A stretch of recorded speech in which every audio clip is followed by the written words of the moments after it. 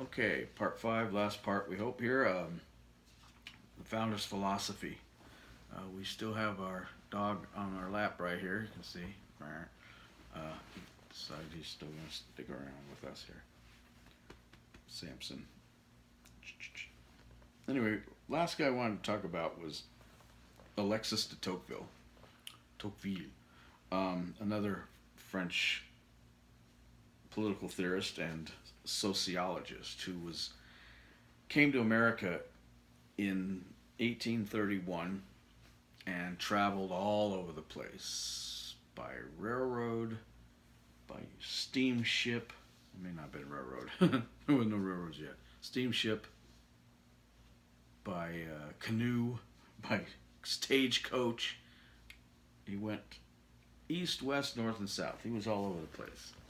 And he was interested in learning about the great experiment that had been going on for the last few decades in America, and then went back to France, from whence he came, and wrote a book called, in two parts, called Democracy in America. In which case he was critical, in many cases, of the deterioration of how the perception of America was, and of course he was blown away by a lot of the stuff in a good way, but he was warning against the possible and current deterioration of the citizenry with regard to the government that they had. Of course, when he was there, it was nothing but Democrats. In fact, he met with Jackson in the White House, the first Democrat. But he visited America during the 1830s. He wrote about his concerns that came out in 1835. That's when the book was first published. He feared Americans were losing the ability to fight against an all-consuming, womb-to-the-tomb type of government. In other words, the government was getting too big, it was doing too much, and people were losing their rugged individualism. They would lose the ability to do for themselves and govern themselves. He was watching this way, way back in the 1830s. In fact, he was, in a way, omniscient in this regard. He was predicting that the rugged individualism that made America great in the first place, and he still saw signs of it throughout in his amazement about the people and the culture that made up America, different from any place on earth. But he said that he saw signs that things were going in the wrong direction, and we'd be best to watch and guard against this lackluster feeling towards America, towards its government, that to just accept what was happening without fighting against it if they felt it was wrong. This slow inability to argue against their, to have less and less connection to the government, have less and less connection to their neighbors, was starting to become a problem. His most famous quote, or maybe one of his most famous quotes, was, "America is great because America is good. And if America ceases to be good, America will cease to be great." How prescient was he then? So, let's wrap this all up. The philosophers that I've talked about on the right here, Aristotle, Cicero, Locke, Burke, Smith, I mentioned them before. They all had a hand in promoting an idea or a series of ideas that were out of step with the times they lived in some cases. In some cases, criminally out of step. Radical. They didn't live in governments or in countries or during times in which their ideas could be implemented. Much like the left-wing philosophers, Plato, More, Hobbes, they lived in times where these were just fantasies. the great difference between the two groups of philosophers was that the left-wing philosophers believed in top-down government. People who had either the education, background, or ability to rule over others who did not have it and would never have it. And they ignored the nature of man, who would resist against such governments, and if they were even able to somehow create such governments, they couldn't figure out how to enforce laws, enforce ways of keeping men in their place, and to work against their nature, which would be to fight and resist against oppression. They rarely even talk about it. Versus the right-wing philosophers, which talked about the innate nature of man being free, and that what is his and what he owns and what he accumulates during his lifetime is also his and should not ever be stepped on. That government should not be too big and should be working towards the common good, but should be kept in control. And in fact, so much control that they should actually be run by the people themselves, not by an elite few. That the Republican type of government, which is one that is run by the bottom up, is the best kind of government. And to the extent that they get into extra details, these philosophies were all taught, both types, in the schools of prominent people who went to these schools and became the founders of our country. Our founders were not dumb men.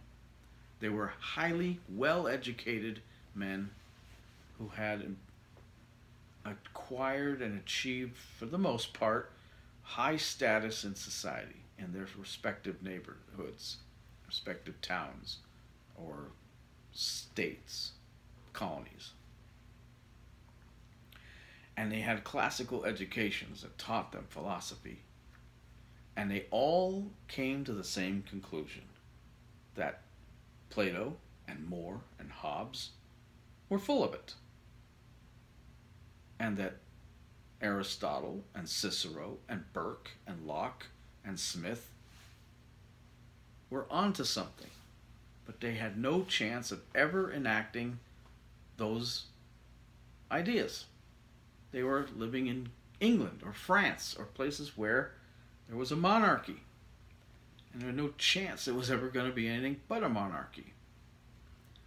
England is still a monarchy, although it's a parliamentarian type. That over the years, the parliament has basically stripped the monarch of all power, but it took centuries to do it. And France has become a republic with a president, but it had to go through a revolution and then an emperor to get to where it is. It was painful. But the Founding Fathers realized they had a chance, they had an opportunity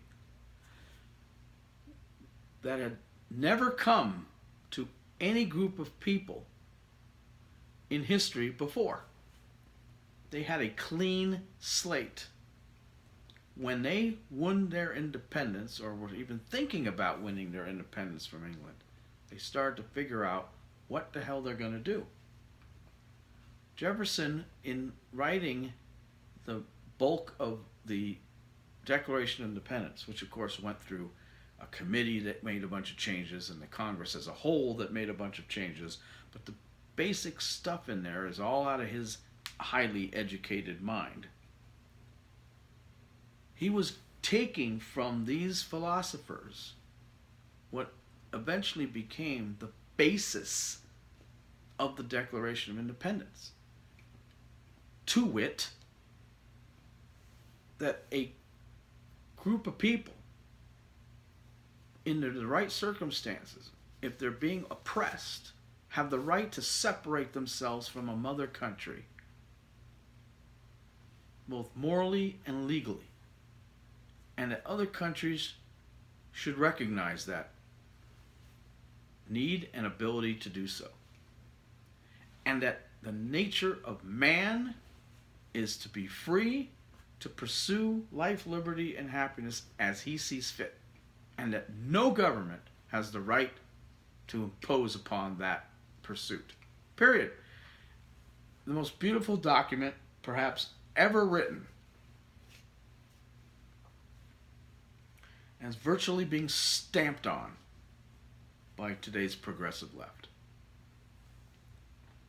And none of it, not a word of it, has anything to do with Plato or More or Hobbes or Marx after the fact, or anything else of the love children of the left, the philosophers that they enjoy.